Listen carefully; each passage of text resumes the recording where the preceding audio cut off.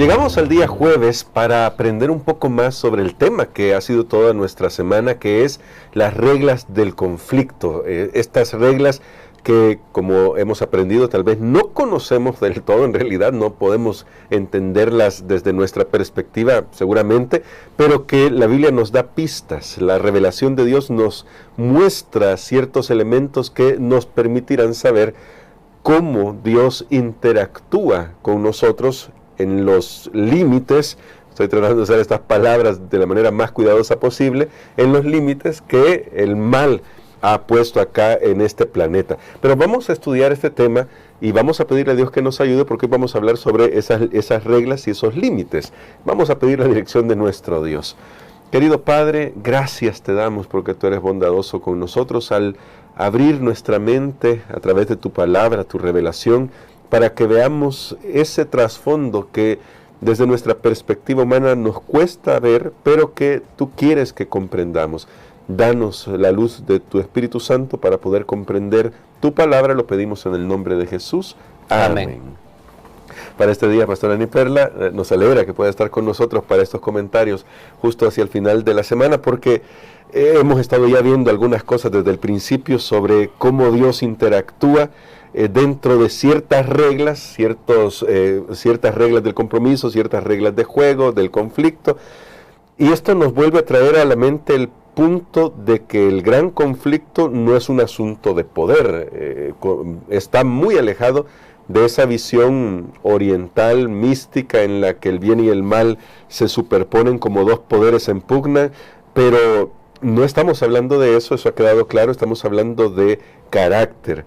¿Cómo se puede resolver un problema cuando se está atacando el carácter? ¿Cómo Dios tiene que interactuar con este hecho de se está atacando su carácter, y desde esa perspectiva usar el poder sería contraproducente? Totalmente. Aquí entonces tenemos, hermanos Gerson y amigos, que una de las maneras de poder resolver estas acusaciones de Satanás a la motivación de Dios, por qué Él hace las cosas como las hace, es a través de la demostración. No poder, sino demostración.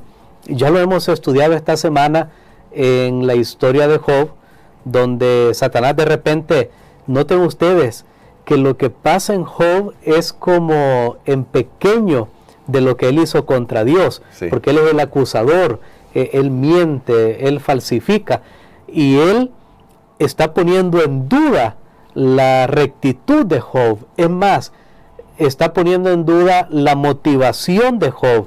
Y dice, pero Job, porque tú le has ayudado.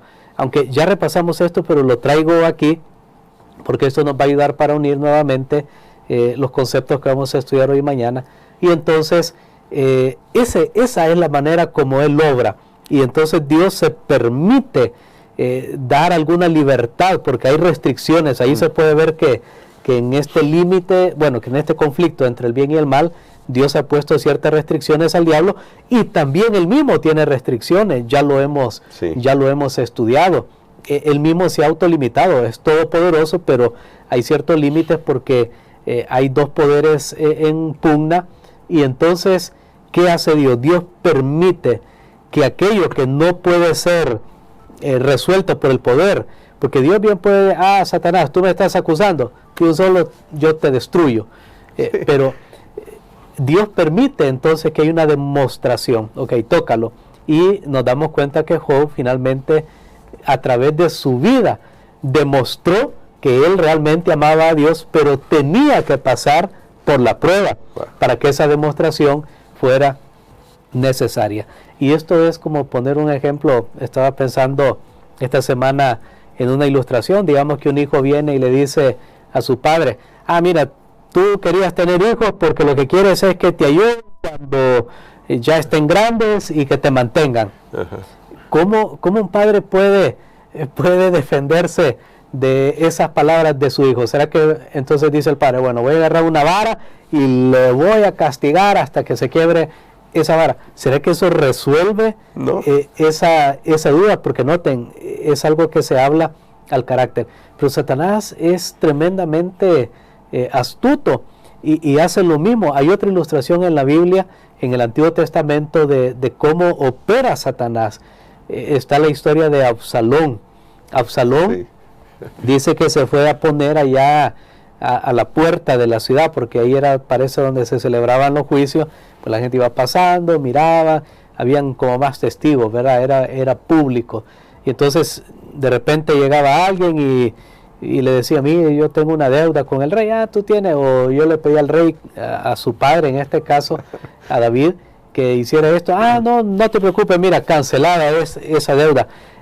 Y entonces le dice: si yo fuera el rey, si yo fuera el que estuviera a cargo, y miren, ustedes resolverían sus problemas. Creo que esa es la manera que Satanás hace, y eso es lo que él estaba tratando de poner en esas cortes celestiales, diciendo: si yo fuera, yo haría esto. Si el universo estuviera a mi cargo, ¿qué tiene que hacer Dios? Demostración. Ok, te voy a dar oportunidad de que desarrolles tus principios, y así es como aquí en este planeta Tierra se le ha dado miles de años de oportunidad, y creo que hoy sí ya tenemos la respuesta suficiente con lo que ha pasado en este mundo. Si Satanás fuera el gobernante del universo, ¿cómo sería? Sería terrible, ¿no? Ya es fácil verlo con lo que sucede a nuestro alrededor. Pero eso me lleva, pastor, ya hablando de circunscrito en nuestro planeta, porque hemos aprendido en esta semana que hay cierta autoridad que el enemigo tiene, es el dragón que gobierna en este mundo hasta cierto tiempo, es temporal eso, pero en este conflicto, ¿cómo se relacionan? ¿Qué puedo decir? En la lección tenemos algunos textos muy interesantes sobre esto. ¿Cómo se relacionan algunas cosas que nosotros hacemos, como orar, ejercer fe, dentro del marco del conflicto, para que Dios pueda obrar o deje de obrar en lo que nos sucede a nosotros los seres humanos? Muy bien, recordemos que de acuerdo a la Biblia hay una jurisdicción que Satanás tiene en este mundo. De hecho, él se hace llamar el gobernante de este mundo. Sí. Sabemos que es un gobernante ilegítimo. Aunque reconocemos que tristemente Adán y Eva, al escuchar las mentiras de él y aceptarlas, le cedieron ese poder que también Dios le había dado de gobernar la tierra a nuestros primeros padres. Pero ahí está ahora, en estas reglas de conflicto, entonces él tiene el derecho sobre toda la humanidad pecadora, pecaminosa, porque la Biblia es muy clara. Dios mismo se lo había dicho a nuestros primeros padres, y hablaba acerca de la muerte. Por eso es que hay unos versículos muy bonitos en el Nuevo Testamento. No los vamos a leer. Por ejemplo, en Hebreos dice que Jesús vino para liberar a los que estaban bajo el temor de la muerte, bajo el dominio. Satanás entonces comenzó a reinar, pero hay una manera de derrotarlo a él, porque Dios nunca cedió realmente la propiedad, el derecho de propiedad de este mundo a Satanás. Recordemos que Adán solo era un mayordomo, sí, solo era un administrador, no el dueño. Dios nunca le dio al hombre esta tierra en propiedad, que fuese el dueño del ser humano. Él es el dueño siempre, pero como Dios le ha dado oportunidad a Satanás que él pueda inmiscuirse en los asuntos de esta vida, parece que Satanás tiene un dominio más absoluto sobre aquellas personas que no dependen de Dios.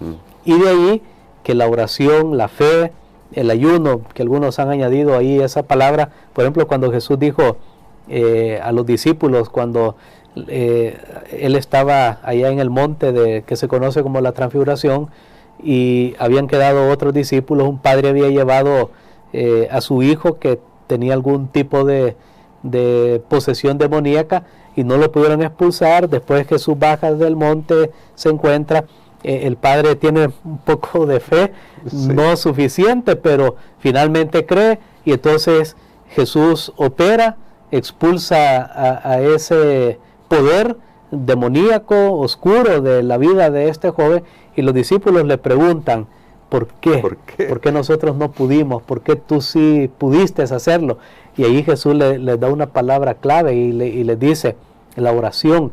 Es que este género, este espíritu no sale sino con oración y ayuno. La palabra ayuno mayormente ha sido añadida. Jesús estaba enfatizando más que todo, cuando digo añadida, para que no quede duda, claro, pues, sí, los traductores y todo eso, pues para tal vez darle un poco más de sentido al texto, pero el énfasis de Jesús es en la oración, en la oración, es lo que está en los manuscritos más fidedignos, y entonces ahí nosotros vemos algo. Sí, a través de la oración, a través de la fe, Dios puede, en esas reglas del juego que hay, o esas reglas del conflicto, como se la llama en la lección, Dios puede intervenir, y Dios puede hacer cosas que de otra manera Satanás reaccionaría y diría, no, pero mira, ahí tú no puedes meterte porque ese es mi territorio. Entonces, qué importante es considerar eso, pero claro, eso no significa que siempre que oremos y tengamos fe, las cosas van a suceder como queremos. Y justamente quería destacar ese punto, porque a veces nosotros tendemos a tener esa idea de, bueno, no se respondió una oración porque no oraste suficiente, no pediste con suficiente fe, y comenzamos a incluso cuestionarnos qué es lo que más tenemos que hacer. Pero en ese sentido, pastor, ¿cómo nos ayuda a saber que hay muchas cosas en juego que tal vez no comprendemos, además de la oración y la fe, que nos deberían a nosotros ayudar a mantener la paz, pase lo que pase? Eso es realmente muy importante que nosotros lo conozcamos, porque aunque las cosas no se dan como queremos momentáneamente, pero sabemos que a largo plazo, como Dios ve las cosas y en la eternidad, realmente van a cobrar sentido, porque al final el propósito de la oración y la fe no debe ser puesto en lo que yo quiero como respuesta. Mi fe no debe ser en que me den el trabajo, mi fe debe ser en Dios. Si me dan el trabajo, pues qué bueno. Si no me lo dan, ese trabajo que yo quiero, pues yo sigo confiando y creyendo en Dios. Y creo que eso es bien importante que nosotros lo establezcamos, porque era la historia de este hombre que ya comenté. Él estaba poniendo su fe en una curación física de su hijo, una curación física y espiritual de su hijo, pero Jesús trata de enfocarlo a tener fe en una persona. Y yo he aprendido siempre, nuestra fe debe ser en una persona, no en un milagro, no en un objeto, no en algo que yo quiero para mí. De esa manera nunca va a fallar la fe. ¿Por qué? Porque veamos en la Biblia el ejemplo de grandes personajes. Pablo, por ejemplo, que hacía declaraciones tan sorprendentes como que había ido al tercer cielo, y sin embargo él oró 3 veces por un aguijón en la carne, y él dijo, este es como un emisario de Satanás que me abofetea. Oró al Señor, pero Dios le dijo, no, Pablo, mira, esto no te lo voy a cumplir. Y tal vez Dios le dijo, mira, más, ya ni me digas de eso. Y entonces Pablo reconoce y dice, bueno, voy a vivir con esta debilidad, sabiendo que en Dios va a llegar a ser una fortaleza. ¿Quién más que Pablo? Un hombre de mucha fe, de mucho arrojo, entrega para el Evangelio. Pero Dios no le respondió. Pero el mismo apóstol Pablo escribió, y esto es maravilloso, ahí tenemos la cita en nuestra lección, donde se encuentra que nos espera un eterno peso de gloria. Y cuando hablamos de eso, esta semana estaba viendo yo cosas que pesan más en el universo, y podemos decir con seguridad que algo que tiene gran peso, porque la Biblia dice un eterno peso de gloria. Si hablamos de eterno peso, note cómo lo pone Dios a través del apóstol Pablo, eterno peso, algo que nosotros no tenemos idea, cómo al final todas las cosas van a cobrar sentido, y realmente nuestra oración y nuestra fe, que aquí tal vez no fue respondida muchas veces, porque otras veces sí, como queremos, nosotros sabemos bien que para Dios al final van a obrar para nuestro favor, y eso es lo más importante. Amén. De hecho, sí, mientras usted contaba la historia de Pablo, ese testimonio, recordaba una historia paralela del Antiguo Testamento con Moisés. Moisés, que oró por entrar a la tierra prometida, y hasta que Dios le dijo, ya no me hables de este asunto, porque no, ya mi respuesta es no. Y qué interesante, y sin embargo Dios le dio algo más de lo que cualquiera hubiera imaginado. Y tal vez ahora que estamos terminando nuestra lección, solamente podemos decirle a nuestros amigos, mantenga su confianza en el carácter de Dios. Recuerde que este conflicto es sobre el carácter de Dios, y Dios ha probado, sin lugar a dudas, que nos ama más de lo que nosotros podemos imaginar. Amén. Nos gustaría, pastor, que orara por eso, para que dentro de lo que nosotros podemos comprender y de lo que no comprendemos, podamos siempre mantener nuestra confianza en quién es nuestro Dios. Amén. Padre, gracias te damos, Señor, porque nuevamente tú nos das aliento a través de tu palabra, porque podemos saber de que tú, Señor, escuchas la oración de tus hijos, reconoces a aquellos que confían en ti, y sabemos que vas a permitir que todas las cosas obren para bien. Amén. Y si no son como se desean en esta vida, lo importante es que pasarán y pasaremos contigo por la eternidad.